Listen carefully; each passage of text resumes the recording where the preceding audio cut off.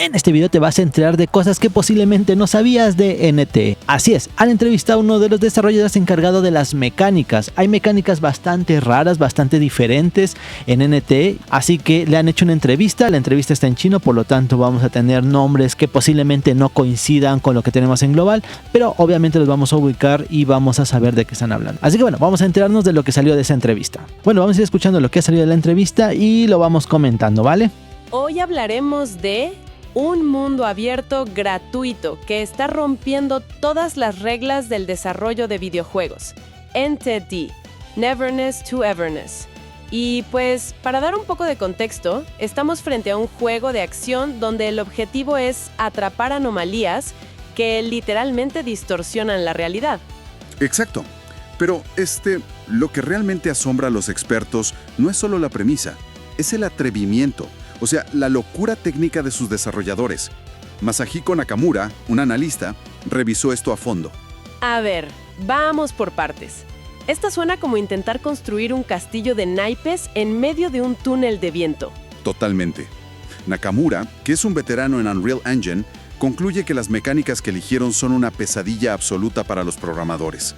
Porque, a ver, las habilidades individuales de los personajes aquí normalmente serían el sistema central de un juego completo. Sí, la verdad es que tienen cosas bastante locas, el de detener el tiempo, poder correr por las paredes porque todo se voltea. Y digamos que ese tipo de cosas posiblemente técnicamente sean bastante complejas, nosotros simplemente lo disfrutamos y ya. Entonces sí tiene un desafío técnico detrás de esto. Es de los pocos juegos que veo que quieren innovar en ese tipo de mecánicas, pero creo que también hace que tenga un diferencial el juego. Así que posiblemente nosotros lo veamos normal, pero técnicamente ha de ser bastante complicado, ¿no? Claro.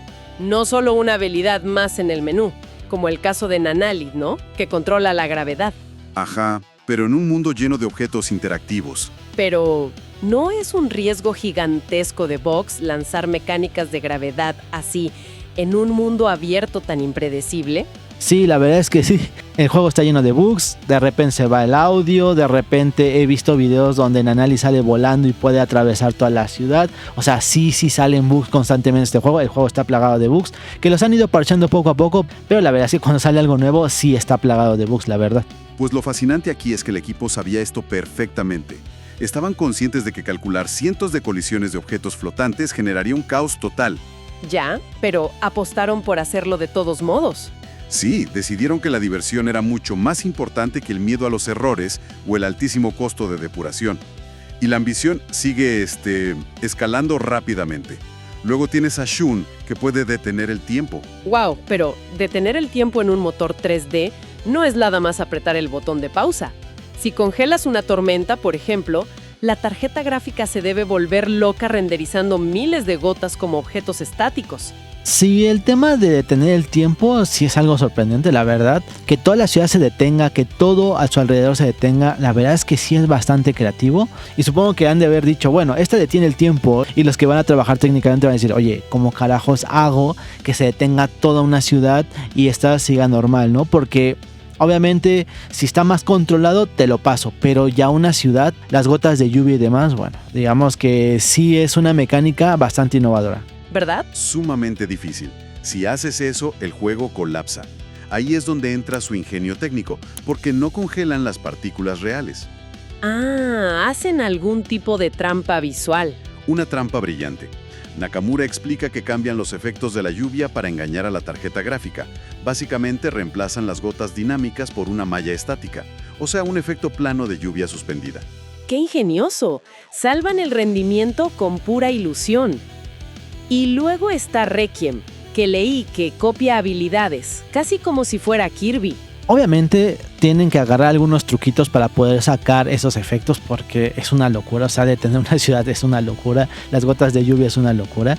Y bueno, también está el tema de Requiem, que bueno, nosotros la conocemos como Lacrimosa, recuerden que en China es Requiem. El tema de clonar las habilidades creo que le da una jugabilidad bastante buena, porque sí son bastante las combinaciones y si ya te aburrió posiblemente un gameplay puedas cambiar a otro y se siente bastante fresco. La verdad es que creo que es un añadido bastante bueno, ya veremos qué se les ocurre más adelante y cuál otras mecánicas pues, van a ir metiendo, porque no creo que sean los únicos personajes, ¿no? Sí. Y eso para los programadores es una trampa mortal de diseño. Claro, porque significa crear trabajo infinito. Cada vez que diseñan un enemigo nuevo, requieren programación adicional solo para que Requiem lo pueda usar. Justo eso. Cajas de colisión nuevas, animaciones variables exclusivas, todo desde cero cada vez. Y bueno, tener personajes que destruyen la física exige que el entorno reaccione visualmente, pero sin agotar los recursos. Y ahí entra la filosofía de usar trucos inteligentes para la iluminación de la ciudad. Leí que usan Lumen en Unreal Engine 5, que es bastante rápido. Ajá, para la luz general es excelente, pero en PC te dan la opción de usar Path Tracing. Eso calcula el trayecto individual de la luz. Para lograr esos reflejos hiperrealistas en los charcos. Sí, la verdad es que el tema del ray tracing que tiene en PC es bastante bueno, ¿no? A pesar de que muchas de las texturas son bastante simples, la verdad es que sí no tiene texturas bastante raras, porque si tú ves la ciudad, sí, hay algunas partes en las que se ve que está más trabajado, pero en otras se ve bastante básico. Pero en cuestión de ray tracing, cuando estuvo la beta, cuando ya lo presentaron en su salida, sí se vio un cambio bastante bueno, ¿no? Entonces, sabemos que el tema de que metan mecánicas nuevas puede traer muchos bugs, porque de repente se buguean las cosas, pero también hay que aplaudirles que se avienten a este tipo de cosas que un desarrollador normal pues prácticamente no lo haría, porque es aventarse un volado para ver si sale o no, ¿no? Es como usar espejos estratégicos en una casa pequeña para hacerla lucir como un palacio infinito y brillante. Me encanta esa analogía. Aunque el verdadero contraste técnico está en cómo manejan la nieve. Sí, porque simular nieve acumulándose derritiría cualquier procesador, ¿no? Tendrías que calcular la deformación de millones de copos reales. Exacto. Entonces, ¿cómo lo resuelven? Usan algo llamado render textures, temporales, para las pisadas. Ah, claro. El motor dibuja las huellas para dar la ilusión de que te hundes, pero las va borrando casi inmediatamente, para no quedarse sin memoria. Así es. Esta mezcla de poder puro y atajos técnicos culmina perfectamente en la narrativa visual, específicamente en los espacios anómalos. Sí, me sorprendieron mucho esas transiciones de escenarios sin pantallas de carga. Pasas de un túnel submarino a un desierto árido en un abrir y cerrar de ojos. Sí, ¿no? Hay algunas cosas que sí sorprenden, sobre todo cuando entras a un lugar con anomalías y demás. Aunque bueno, técnicamente sí lo hemos visto en otros juegos, el tema de que no cargue, el que puedas cambiar de cosas y demás, eso tampoco es novedad. Pero la verdad es que sí tiene algunas cosillas que sorprende este juego. No estamos muy acostumbrados a que metan este tipo de mecánicas o que hagan ciertas cosas, entonces creo que todo está pensado para que cualquier cosa que se le venga a la cabeza lo puedan implementar, porque al tener un mundo en el cual es como si estuvieras viviendo en un sueño, es totalmente random lo que puede aparecer. Te puede salir de repente un ojo con tentáculos, o te puede salir un oso de peluche ahí que se transforma en un robot. O sea, la verdad es que hay cosas bastante fumadas en este juego, así que pues cualquier cosa que se le viene a la cabeza lo pueden implementar, ¿no? Es una de las ventajas que tiene el juego, que la línea que empezaron a formar pues es muy extraña, que pueden meter cualquier cosa que se le meta en la cabeza, ¿no? Inclusive vamos a ver un juego dentro de un juego, y el juego que viene me interesa muchísimo. Sé que esperen guías y van a tener gameplay y demás, algunas cosas, porque ese modo de juego me llama muchísimo la atención y es parte del contenido que normalmente hago, ¿no? Entonces, la verdad es que se avientan mucho a querer innovar y la gente les ha respondido bastante bien queriendo el juego, y sobre todo hablando de él en redes sociales, ¿no? Es impresionante. Aunque bueno, esta ambición tiene su límite.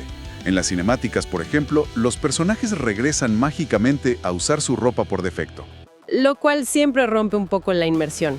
Digo, si el motor ya está haciendo malabares con gravedad y tiempo, ¿por qué no pueden mostrar tu ropa personalizada en una simple escena de diálogo? Pues si vemos el panorama general, tiene muchísimo sentido. Es una decisión muy inteligente sobre dónde gastar los recursos. A ver, explícame esa parte. Sacrificar la ropa personalizada les permite usar video prerenderizado.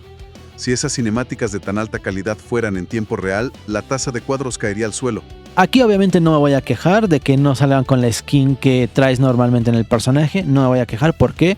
Porque las animaciones de este juego sí tienen bastante calidad, sobre todo en las expresiones, es algo que me ha gustado, cosa que sí he criticado de otros juegos, que se ven bastante toscas las animaciones faciales. Aquí sí le han metido un toque diferente, cuando de repente cambia la cinemática y ya no está como corriendo en tiempo real, sino cambia ya una cinemática, la expresividad sí cambia y eso obviamente mejora mucho la parte del humor que tiene el juego, ¿no? Pero sí, la verdad es que yo no me quejo del tema de que se sigan manteniendo las skins, porque la calidad de sus animaciones sí es bastante buena. Ya veo, ahorran potencia gráfica en el video para gastarla donde realmente importa, que es el mundo abierto. Exactamente. Cualquier experto dudaría de cómo lo lograron si fuera en vivo. Al final, este análisis demuestra que las mejores experiencias nacen cuando los desarrolladores eligen el camino difícil. Totalmente. Lo hacen por el simple hecho de que es más divertido e innovador para el jugador. Y nos deja una pregunta bastante provocativa para cerrar esta inmersión. Si un juego de mundo abierto, que además es gratuito, ya está asumiendo este nivel de trabajo infinito en su diseño y programación, La barra de lo imposible se pone altísima. así es, ¿qué estándar de locura técnica se le va a exigir a los grandes títulos de pago en el futuro cercano?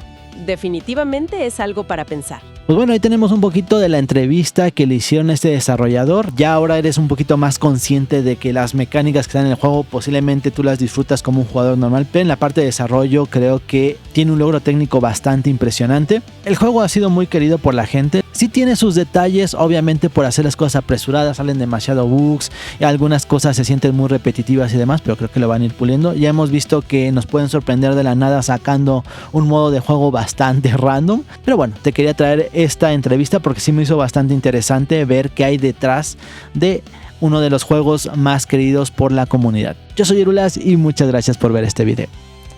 Bye.